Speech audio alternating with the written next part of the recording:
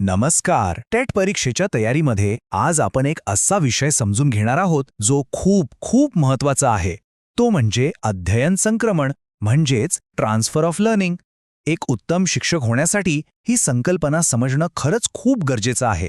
चला तर मग लगेच सुरुवात करूया. कधी असा विचार केला आहे का की सायकल चालवायला शिकल्यावर स्कूटर चालवणं एकदम सोपं का वाटू लागतं? किंवा समजा मराठीचं व्याकरण पक्कं असेल तर हिंदी शिकायला मदत का होते? ह्या सगळ्या प्रश्नांच्या उत्तरातच आपला आजचा विषय दडलेला आहे. याच गोष्टीला मानसशास्त्रामध्ये अध्ययन संक्रमण असं म्हणतात. अगदी सोप्या भाषेत सांगायचं झालं तर एका परिस्थितीत आपण जे काही ज्ञान, कौशल्य किंवा सवय मिळवतो त्याचा उपयोग जेव्हा आपण दुसऱ्या वेगळ्या परिस्थितीत करतो तेव्हा त्याला अध्ययन संक्रमण झालं असं म्हणतात.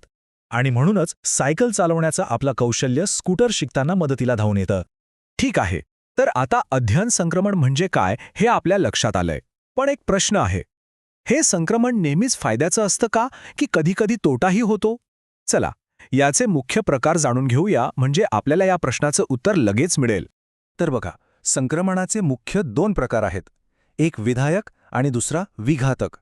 जेव्हा आपलं आधीचं शिकणं नवीन काहीतरी शिकायला मदत करतं त्याला म्हणतात विधायक संक्रमण. जसं आपण पाहिलं, सायकलमुळे स्कूटर सोपी वाटते. आणि याच्या अगदी उलट, जेव्हा आधीचं ज्ञान नवीन गोष्ट शिकण्यात अडथळा निर्माण करतं तेव्हा त्याला म्हणतात विघातक संक्रमण. उदाहरणार्थ, आपल्याला इथे भारतात डाव्या बाजूने गाडी चालवण्याची सवय असते, बरोबर? मग अमेरिकेत जाऊन उजव्या बाजूने चालवायचं झालं तर किती गोंधळ उडतो. बस हेच आहे विघातक संक्रमण. आणि हो, यात अजून एक तिसरा प्रकार आहे, तो म्हणजे शून्य संक्रमण. नावावरूनच कळतंय, जेव्हा आधी शिकलेल्या गोष्टीचा नवीन शिकण्यावर काहीही परिणाम होत नाही, ना फायदा ना तोटा, त्याला शून्य संक्रमण म्हणतात. म्हणजे इतिहास विषयाचा अभ्यास केल्याने गणिताची उदाहरणं सोडवायला काही मदत होते का? अजिबात नाही. यालाच म्हणतात शून्य संक्रमण. आता एक महत्वाचा प्रश्न उभा राहतो की हे संक्रमण म्हणजे ही ज्ञानाची देवाणघेवाण नक्की घडते तरी कशी? बरं, वेगवेगळ्या मानसशास्त्रज्ञांनी यामागची कारणं स्पष्ट करण्यासाठी काही सिद्धांत मांडले आहेत, ज्यांना आपण उपपत्ती असं म्हणतो. चला तर मग या महत्वाच्या उपपत्तींवर एक नजर टाकूया. इथे बघा, 4 मुख्य उपपत्ती आणि त्यांचे जनक आपल्याला दिसत आहेत. पहिली, जॉन लॉक यांची शक्तिवादी उपपत्ती. दुसरी, एडवर्ड थॉर्नडाईक यांची समान घटक उपपत्ती. तिसरी, चार्ल्स जड यांची सामान्यकरणाची उपपत्ती. आणि चौथी, W.C. बॅगले यांची ध्येयवादी उपपत्ती. आता आपण प्रत्येक उपपत्ती थोडी सविस्तरपणे समजून घेऊ. चला, सुरुवात करू या सगळ्या जुन्या उपपत्तीपासून. जॉन लॉक यांची शक्तिवादी उपपत्ती. त्यांच्या मते आपलं मन म्हणजे स्मरणशक्ती, तर्कशक्ती, कल्पनाशक्ती अशा अनेक शक्तींनी बनलेलं आहे.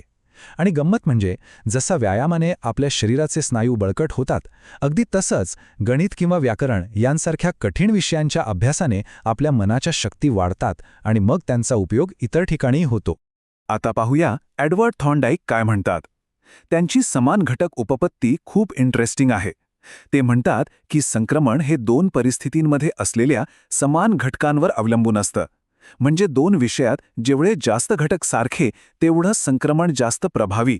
म्हणूनच तर मराठी शिकलेल्या व्यक्तीला हिंदी शिकणं सोपं जातं, कारण या भाषांमध्ये खूप समान घटक आहेत. यानंतर येतात चार्ल्स जड. त्यांच्या सामान्यीकरणाच्या उपपत्तीनुसार संक्रमण तेव्हाच घडतं जेव्हा एखादा विद्यार्थी अनुभवातून एक सामान्य नियम किंवा तत्त्व शोधून काढतो. म्हणजे इथे नुसतं पाठांतर महत्त्वाचं नाही, तर एखादी गोष्ट का आणि कशी घडते हे समजून घेणं महत्त्वाचं आहे. एकदा का तो नियम डोक्यात बसला की तो कोणत्याही नवीन परिस्थितीत सहज वापरता येतो. आणि आपली शेवटची उपपत्ती आहे बॅगले यांची ध्येयवादी उपपत्ती. यांच्यानुसार जोपर्यंत एखादं मूल्य किंवा ध्येय विद्यार्थी स्वतःचा आदर्श म्हणून स्वीकारत नाही तोपर्यंत खरं संक्रमण होतच नाही. एक छान उदाहरण बघूया. ज्या विद्यार्थ्यांनी स्वच्छता हे मूल्य स्वतःचा आदर्श मानला आहे, तो फक्त शाळेतच नाही तर घरी, बाहेर, सार्वजनिक ठिकाणी सगळीकडे स्वच्छता पाळेल. तर या होत्या काही प्रमुख उपपत्ती. पण प्रत्यक्षात या संक्रमणावर कोणत्या गोष्टींचा परिणाम होतो, म्हणजे कोणती परिस्थिती संक्रमणासाठी चांगली ठरते आणि कोणती नाही? चला, आता यावर परिणाम करणाऱ्या घटकांबद्दल थोडं जाणून घेऊया. इथे काही महत्त्वाचे घटक दिले आहेत. यामध्ये विद्यार्थ्याची बुद्धिमत्ता, त्याची शिकण्याची पद्धत, 2 विषयांमधलं साम्य, केलेला सराव आणि सगळ्यात महत्त्वाचं म्हणजे शिकण्याबद्दलची त्याची वृत्ती आणि प्रेरणा. या सगळ्या गोष्टी येतात. साहजिकच आहे, जर बुद्धिमत्ता चांगली असेल, समजून उमजून शिकण्याची पद्धत असेल आणि वृत्ती सकारात्मक असेल, तर संक्रमण अधिक चांगल्या प्रकारे होतं. चला, आतापर्यंत आपण जे काही शिकलो ते कितपत समजलंय हे तपासण्याची वेळ आली आहे. टेट परीक्षेमध्ये या टॉपिकवर नेमके कसे प्रश्न विचारले जाऊ शकतात याची काही उदाहरणं बघूया. चला तर मग तयारी तपासूया. आपला पहिला प्रश्न आहे, जेव्हा एका परिस्थितीत मिळवलेलं ज्ञान दुसऱ्या परिस्थितीत अडथळा ठरतं तेव्हा त्या संक्रमणाला काय म्हणतात? पर्याय आहेत विधायक संक्रमण, शून्य संक्रमण की विघातक संक्रमण. काय वाटतंय? जरा विचार करा. आणि बरोबर उत्तर आहे पर्याय क, विघातक संक्रमण. लक्षात ठेवा, जेव्हा आधीचं ज्ञान अडथळा बनतं तेव्हा ते नेहमी विघातक संक्रमण असतं.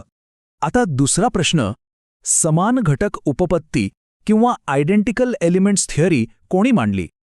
पर्याय आहेत चार्ल्स जड, जॉन लॉक की एडवर्ड थॉर्नडाईक. आठवून बघा. अगदी बरोबर. उत्तर आहे क, एडवर्ड थॉर्नडाईक. समान घटक आणि थॉर्नडाईक हे नाव आता कायम लक्षात ठेवा. खूप छान.